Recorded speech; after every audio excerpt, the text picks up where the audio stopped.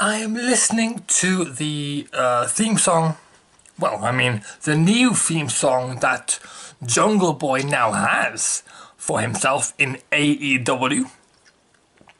It is called Tarzan Boy by the band Baltimore. Yeah, and I'm quite enjoying it. Yeah, of course. Now, my name is Joshua James Jenkins, otherwise known as Triple J, and this video is a apology video to my to my friend and to the main host of the Rasslin and Logic podcast, being Kgabo. For, if we go back a few weeks now to last December of 2020, I promised to do a excuse that burp. Whoa, whoa, whoa, whoa, whoa, whoa, whoa,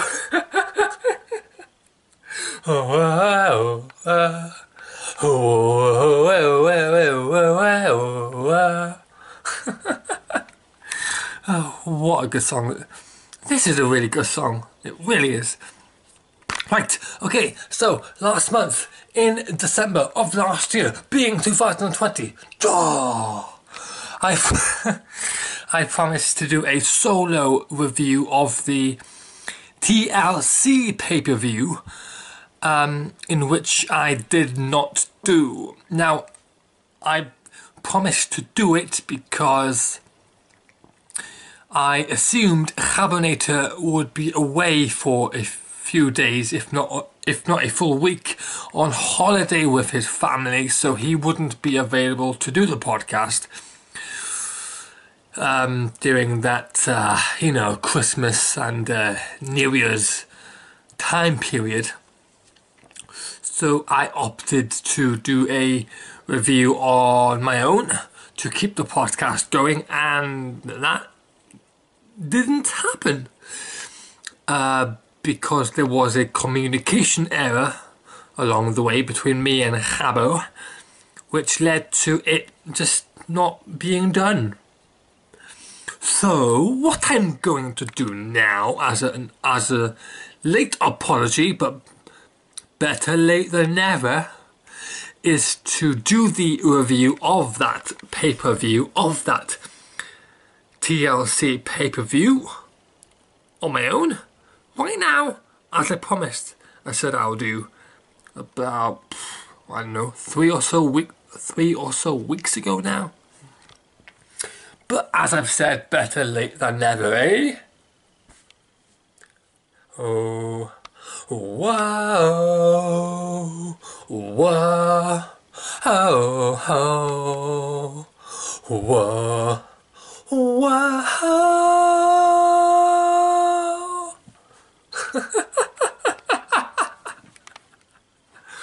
Yeah. So onward. My face went a bit more white there. Take that as you will. Right, okay, so onward we go with the Tickling Little Cocks pay-per-view review. And yes, I am referring to TLC as exactly that, being Tickling Little Cocks, because that is quite a fitting name for WWE, isn't it? Or not, it's up to your perception, but that's mine. Okay, so the WWE Tickling Little Cocks pay-per-view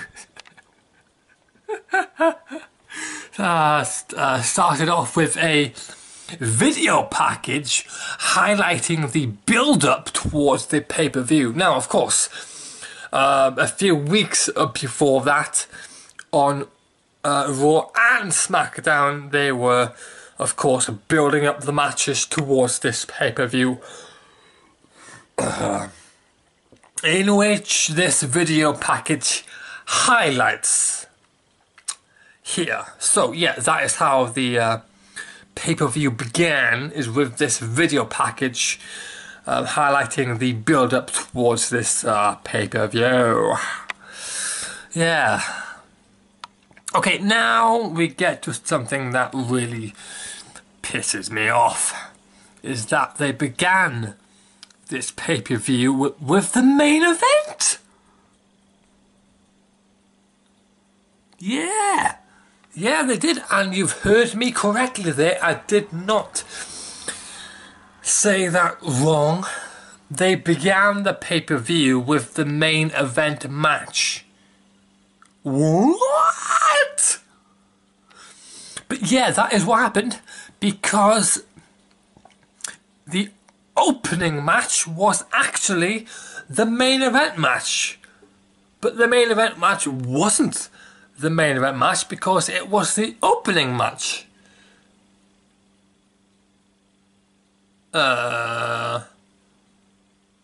Yeah. Yeah, no, look. That is absolutely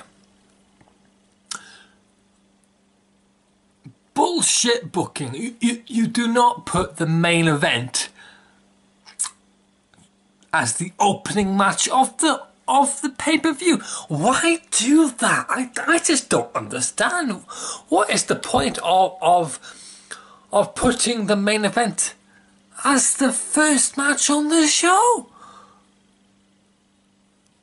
And yes, Kgabo is going to be annoyed at me now because I've called it a show, but that is how they present it as. They present it as being a show. They don't present it as being a wrestling program now, do they? No, they don't. So if I call it a show, well, that is just what it is based on how they present it. So if Kgabo is going to be annoyed at me at that, then he is going to be annoyed at me at that. So be it. Until they change their ways and turn it into an actual program, which it currently isn't, then I'm going to continue calling it what it is, being a show. Alright? But yeah. Now, the reason I say that they had the main event as the opening match is because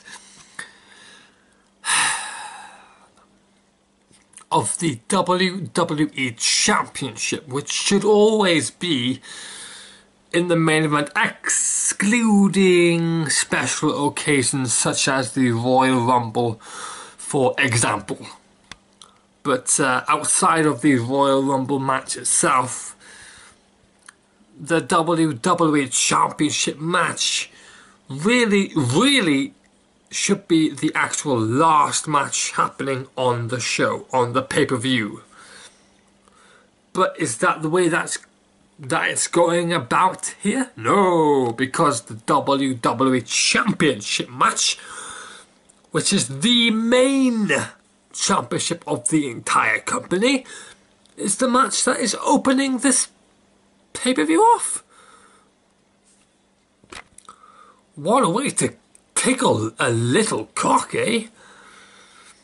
Oh, this isn't going to make me wanna. You know what? And this isn't satisfying me. In fact, this is giving me blue balls, if anything else.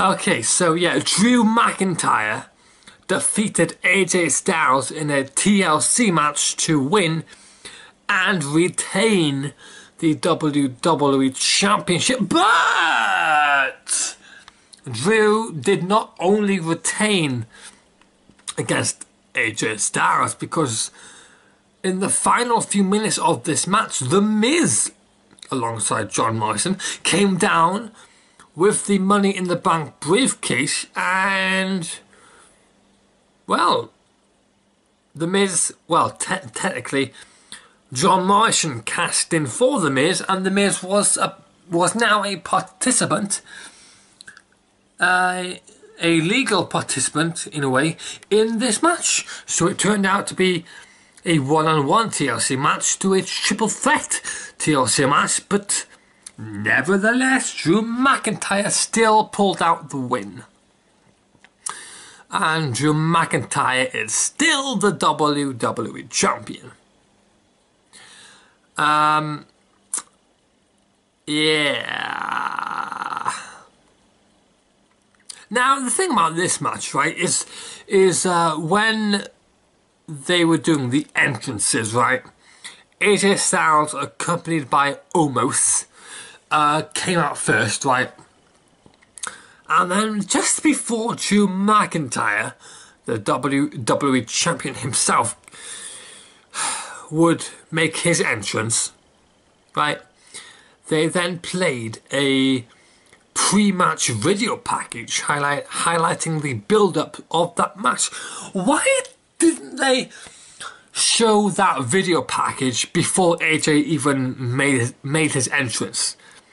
So the way they did this here, right, is that AJ made his entrance. They then showed the video package for this match, and then Drew McIntyre came down with his entrance, and then the match started. And I just don't understand why it was done in that order. Like, logically speaking, right, the video package comes first, and then the entrances, and then the match. You don't do the entrance, the video package, back to the entrance, and then to the match. That just doesn't make any sense. I don't know. Well, I do know, but they don't know. Is the way of it, really. Anyway, yeah, so Drew won. He's still the WWE Champion. Here's the notes of the match itself, with what happened during the match itself. Oh, whoa, whoa, whoa, whoa, whoa, whoa,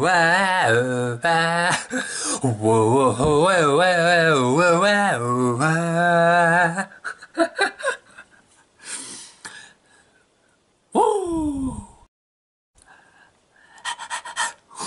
What am I doing? Anyway, yeah, so those were the notes. I've already said who won and all of that. Okay, so after this main event match, which was the opening match of this pay-per-view, Vince McMahon, you fucking tiny dickhead. Right, because that is the size of it, isn't it, Vince? Anyway, after this match, we had a segment in which Kayla Braxton interviewed Paul Heyman. And here, Paul Heyman stated that Kevin Owens is basically going to get his ass kicked by the Universal Champion Roman Reigns, and that was basically all that he had to say in this interview. Alright, so after this interview concluded, we then went to another segment in which Corey Graves now promotes the theme song of this pay-per-view. I will now I will now show you the theme song. Well, the image of what the theme song is of this pay-per-view now on the screen. Woo! Okay, so now we go to our second match of the Tickling Little Cocks pay-per-view, in which we have Sasha Banks, who she defeated Carmella via submission to win and retain the SmackDown Women's Championship.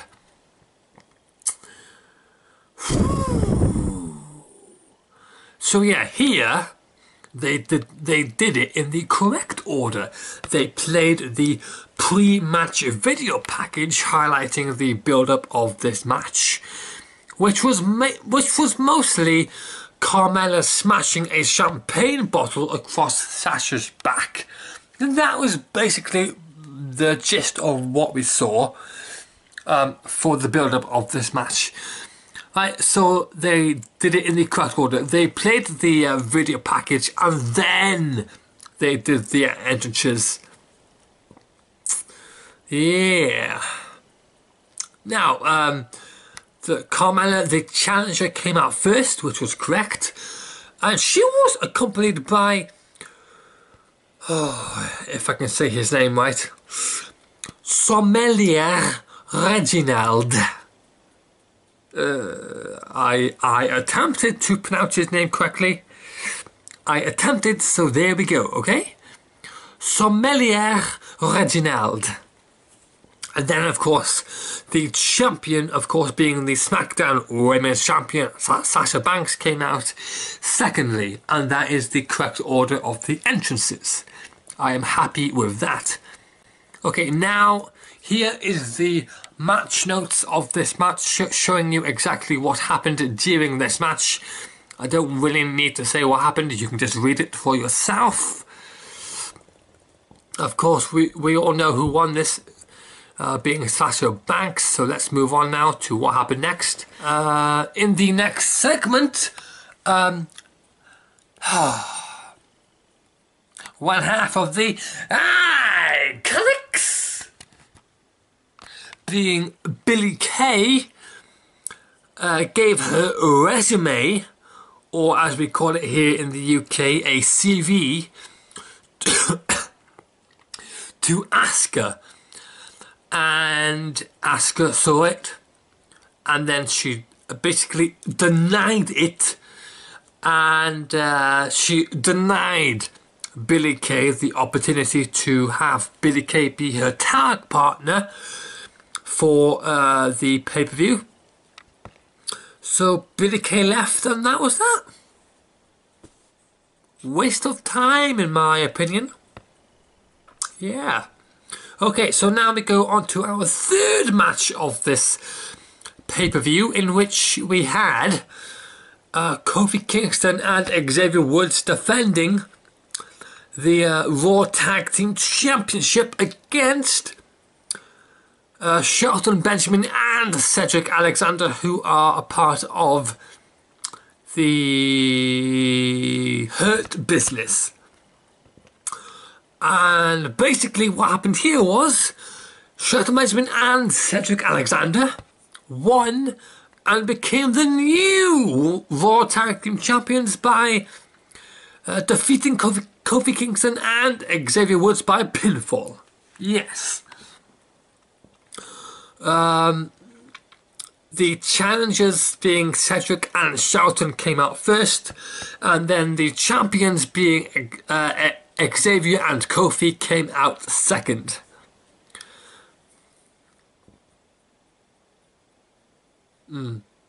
But before Kofi and Xavier came out to the ring, they did a pre-match promo in the gorilla position to hype themselves up. And going back a little bit further here, as Cedric and Shelton were making their entrances before Xavier and Kofi did, Cedric was shown doing a Instagram message, video message,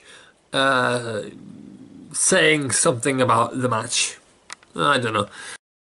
Anyway, about the match itself, well, you can now read the match notes I have for it right here, which tells you basically everything you need to know about what happened in this match. Okay, so we have new Raw Tag Team Champions, and we're now going to move on. We now had another segment, which we got a commercial for the WWE Network gift card. And then we had a commercial for the upcoming Royal Rumble pay-per-view happening on January the 31st of 2021. And yeah, it's got a comic book style theme to it, which has me worried about how they are going to present not only the pay-per-view itself, but the actual Rumble matches. The cinematic style in a comic book style has me quite worried, actually, because I'm hoping that's not the way that it goes down. If it does, I would have a lot to say about it.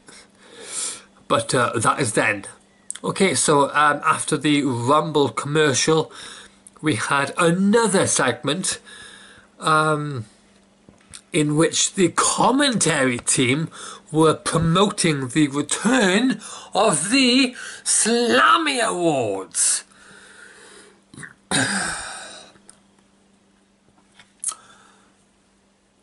Yeah, who cares, right? I don't. Kgabo doesn't. Nobody here of the Wrestling and Logic podcast give a single shit about the fucking Slammy Awards.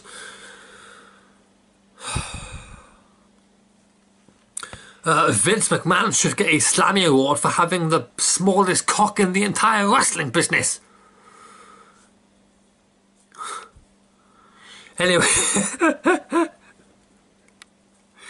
Anyway, up next we had another segment, Jesus, in which, okay, this was fucking stupid, in which we got shown,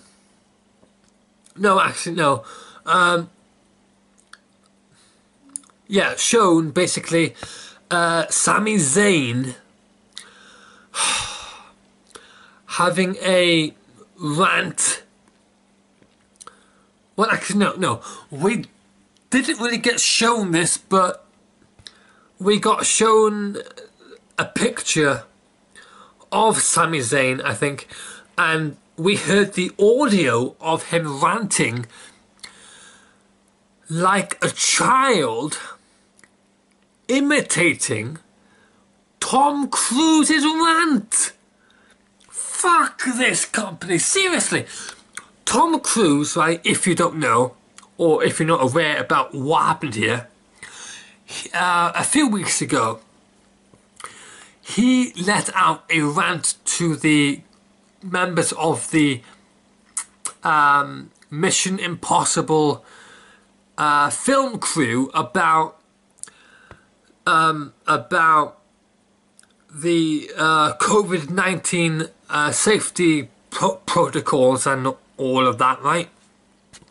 Tom Cruise had a very serious rant about it towards them, in which I am on Tom Cruise's side 100%. Tom Cruise was absolutely in the absolute right about everything he said in that rant. Cruise was in the absolute right about what he was ranting about. Because obviously a few members there weren't taking it seriously, so, you know, Cruise had enough and he let out his frustration, and rightly so. And here, WWE decides to imitate this by having Sami Zayn act like a fucking child, right? Imitating Tom Cruise's rant. Fucking pathetic, absolutely pathetic. Jesus, and WWE want to make a joke about it? Get the fuck out of here, man. Fucking pathetic. Vince.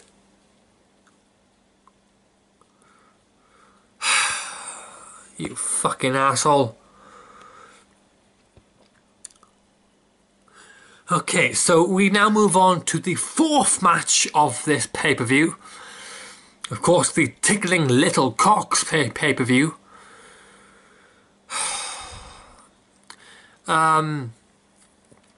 So yeah, we moved on to match number 4, in which we had Asuka, the Raw Women's Champion, teaming with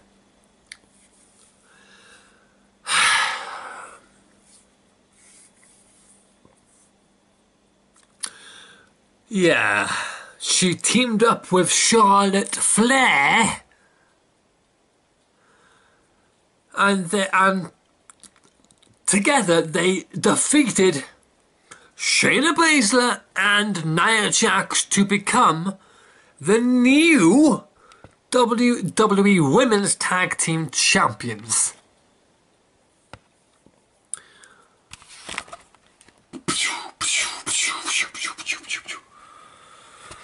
Punch that wall!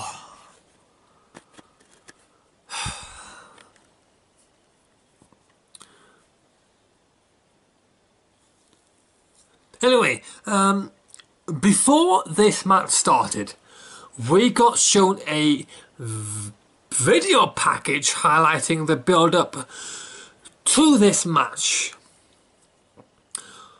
which was mostly Nia Jax slamming Lana through the announce table about 9 times, basically injuring Lana in the process, which then led to Asuka looking for a new tag team partner for the tag match here, in which ended up being Charlotte fucking Flair.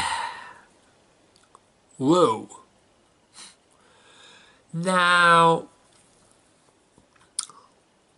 what really pisses me off about this is that they were building up Lana in a sympathetic way to someday get revenge against Nia Jax and Shayna Baszler for all the bullying that they have done to Lana over the past few months.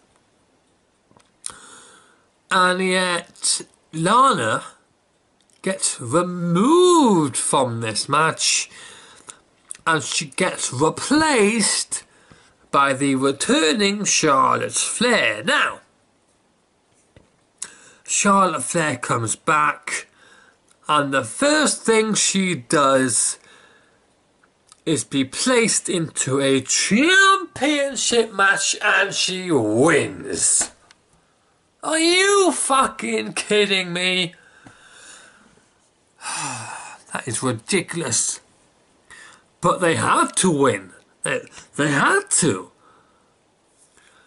Because if Nia Jax and Shayna won, then not only would they have retained, but Asuka would have taken a loss, in which she shouldn't be doing, because guess what? She is the Raw Women's Champion and she shouldn't be losing. Technically, she shouldn't have even been in this fucking match to begin with. But she was. And Charlotte Flair came in and fucking took the spotlight away from Lana, who was being built up as the sympathetic babyface to get the revenge against Shayna and Nia. Oh, but guess what? The person who got revenge for Lana. But guess what, right? The person who got revenge for Lana was the returning Charlotte fucking Flair. When Charlotte had nothing to do with any of this over the past few months. I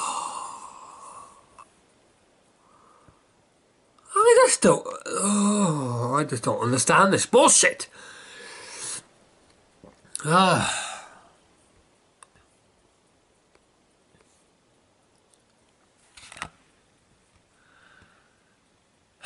I really don't understand it, man.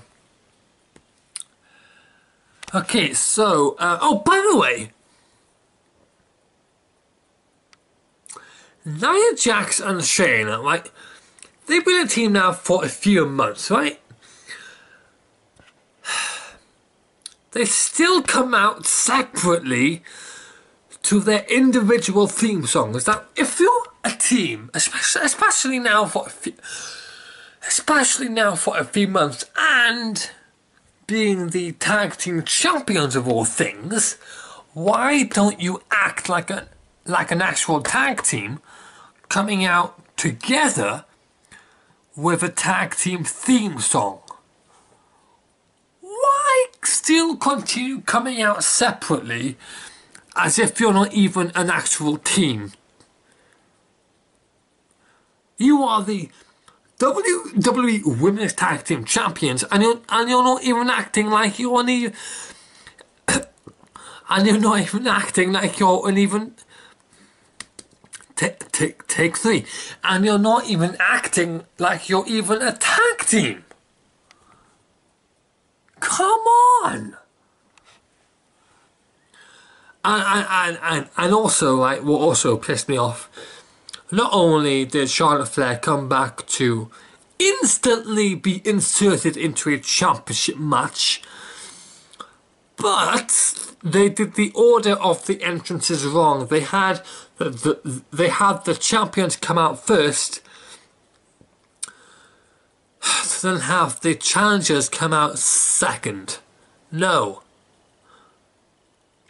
But they had the challengers come out second because, that's right, Charlotte Flair was the mysterious partner for Asuka.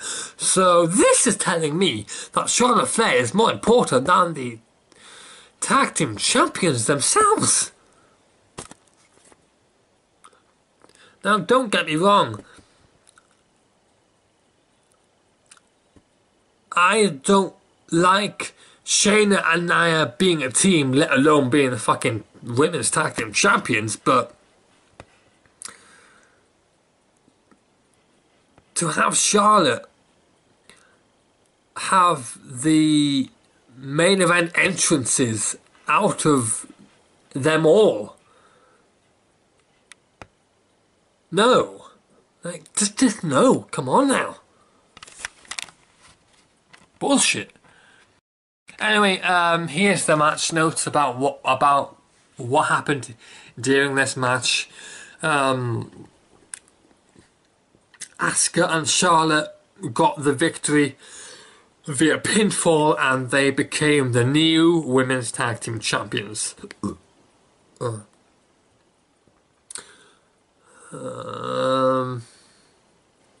Oh, but holy shit, right? The thing that fucking surprised me positively about this match, right, is that every single tag made in this match, right? So every single tag made in this match was legally done. Every single tag was actually done in a legal way. Every tag was done legally because everyone was holding the tag rope. That was fucking surprising as all hell to me. Like, I didn't expect that. But they did it. And it makes me very happy. Oh, oh, oh, oh, oh, oh, oh, oh, oh, oh, oh, woo! But outside of them legally having every tag make sense, everything else about the match was basically bullshit. So, yeah. Alright, so we now move on to another segment, being segment 8. And yes, I am counting the segments here. We get shown a fucking ridiculous commercial showing the year 2021 kicking the year 2020's ass. What the fuck was this? Absolute childish bullshit is what this was. They had a animated depiction of the year 2020 in the form of the coronavirus, and it was getting its ass kicked by Drew McIntyre, the rest of the WWE roster, and including the year 2021? What the fuck was this?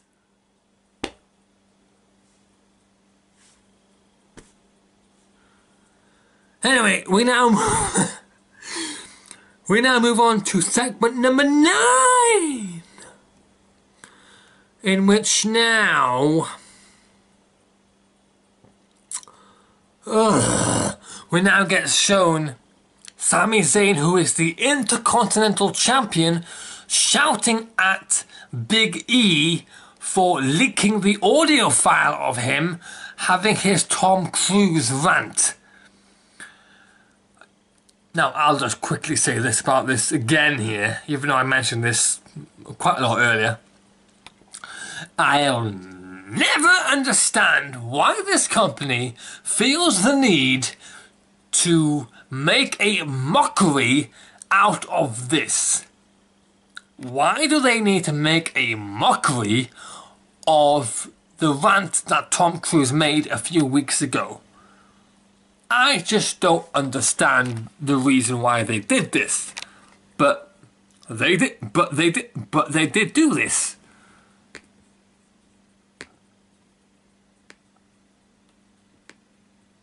Yeah.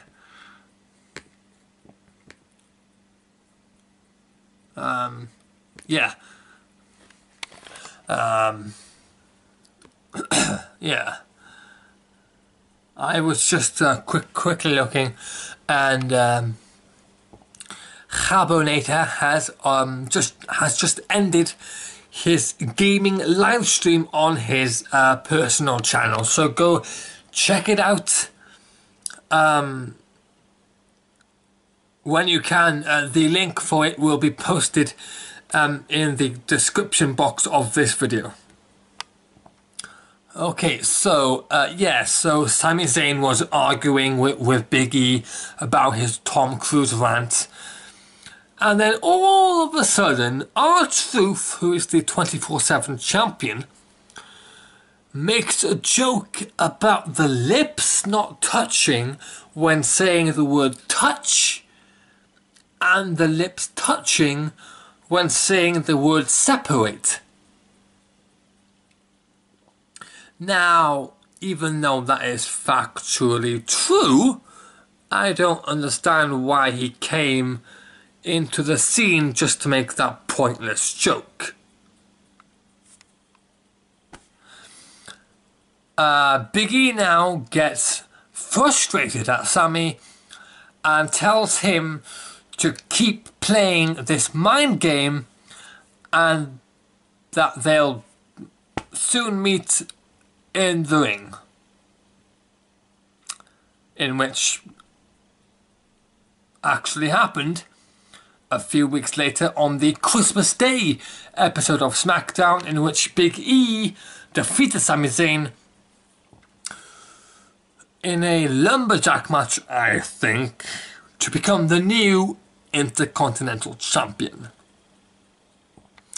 Okay, so after segment 9, we then move on to match number 5, in which we had Roman Reigns, who defeated Kevin Owens in a TLC match to win and retain the Universal Championship. Now, of course, before the entrances happened, they had a pre-match video package highlighting the build-up of this match. And then something very interesting happened here, in which is going to now lead me to give this a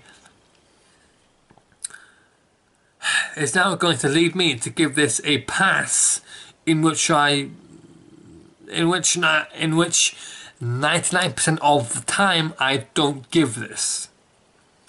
But here I will, because Roman Reigns, the Universal Champion, accompanied by Paul Heyman, made the entrance first.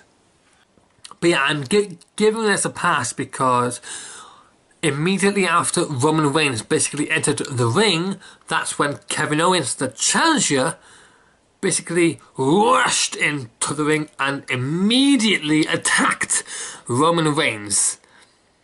But what did confuse me here is that, and something I don't actually understand, somehow Roman Reigns couldn't see Kevin Owens coming directly towards him, even though Roman Reigns was basically looking at the exact direction that that Kevin was running towards him at. But apparently Roman didn't see him coming? What? What? Oh. Anyway, this tickling little cocks match happened. Here are the match notes for it. Blah blah blah blah blah blah blah blah blah blah blah blah. This match happened. Blah blah blah blah blah blah blah blah blah blah. Jey Uso basically helped Roman Reigns win and retain the Universal Championship, and that's that. If you want to know what happened in the match, you can read my match notes for it on the screen here. Okay, now we move on to segment number 10, which is the final segment of this pay-per-view, in which we got shown a commercial for the Steve Austin podcast. We then got a commercial for WWE Shop, and we got the same commercial again for the Royal Rumble pay-per-view, which is happening on January 31st, 2021. Okay, now we move on to the main event match of this pay-per-view, which technically isn't the main event match, because the main event match happened to begin the show, but somehow they've decided to pick this match as being the main event match, even though to me and to everyone who follows the path of logic knows this isn't the main event match. But this pay-per-view ended with a Firefly Inferno match. So fucking stupid.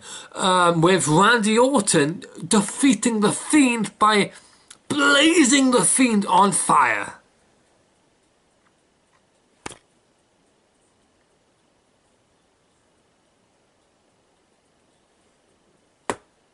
Yeah.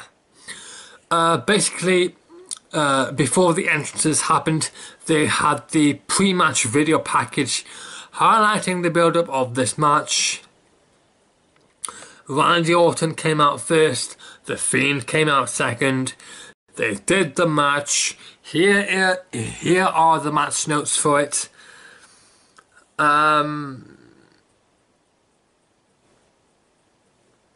Fiend got burnt alive. Randy Orton won.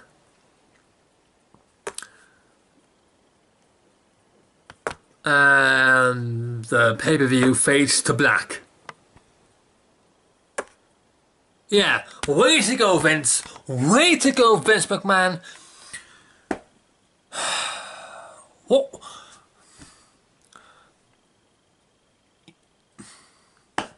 Well done, Vince.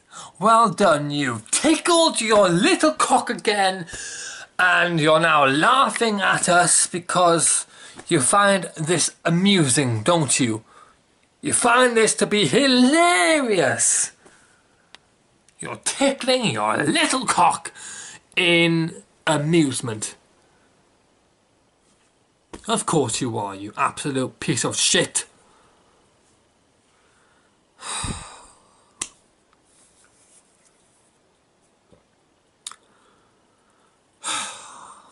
Vince, you need to retire. You won't. You absolutely won't. Because you'll continue doing this to us until you die. You will continue giving us blue balls, and you will laugh at us for it until you die. You will continue booking these shows the way you do until you die. You will continue giving us a bullshit product until you die. You will continue tickling your little cock with shows like this, giving yourself pleasure until you die. Now, I will never wish death upon anyone, because that is the wrong thing to do. But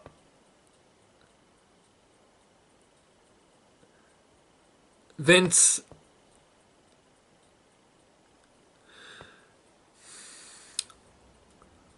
you need to just retire.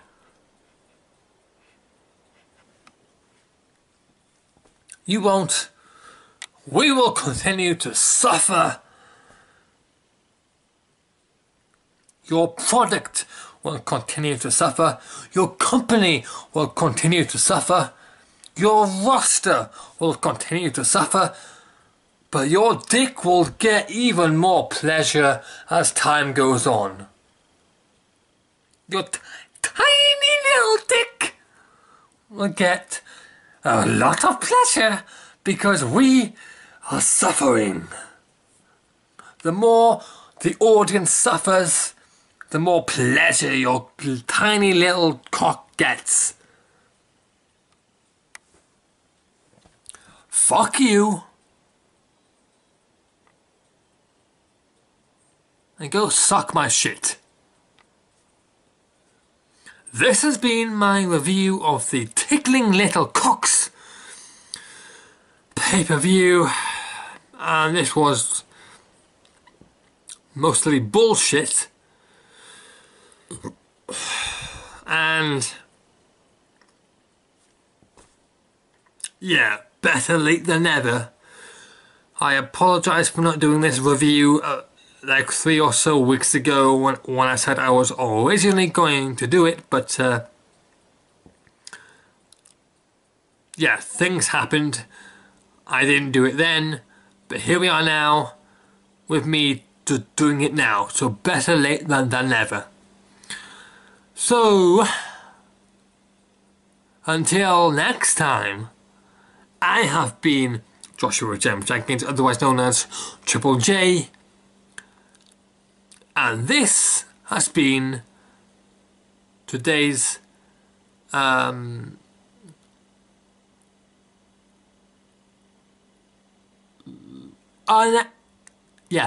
this has been today's unexpected episode of the Rasslin and Logic podcast.